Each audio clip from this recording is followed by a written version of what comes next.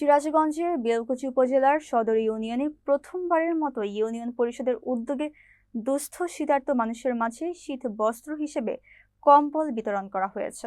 রবিবার সকালে বেলকুচি সদর ইউনিয়ন পরিষদ চত্বরে 180 জন অসহায় শীতার্ত মানুষের হাতে কম্বল তুলে দেওয়া হয়। তীব্র শীত ও ঘন কুয়াশায় যখন সূর্যের দেখাই মিলছে না, ঠিক সেই সময় কম্বল পেয়ে শীতার্ত মানুষগুলোর মুখে ফুটে ওঠে স্বস্তির হাসি। কম্বল বিতরণ অনুষ্ঠানে উপস্থিত ছিলেন সদর ইউনিয়ন পরিষদের সচিব ফয়সাল আহমেদ, প্যানেল চেয়ারম্যান আব্দুল কুদ্দুস, 6 নং ওয়ার্ড ইউপি সদস্য মোহাম্মদ মাসুম, 4 নং ওয়ার্ড ইউপি সদস্য মোহাম্মদ সিদ্দিক, 9 নং ওয়ার্ড ইউপি সদস্য মোহাম্মদ রফিকুল ইসলাম, এছাড়াও 1, 2 ও 3 নং ওয়ার্ডের মহিলা ইউপি সদস্য মোসাম্মদ ময়না খাতুন সহ সংশ্লিষ্ট দপ্তরের কর্মকর্তারা।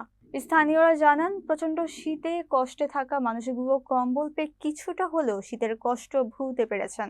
এই উদ্যোগকে মানবিকতার এক অনন্য উদাহরণ বলছেন এলাকাবাসী।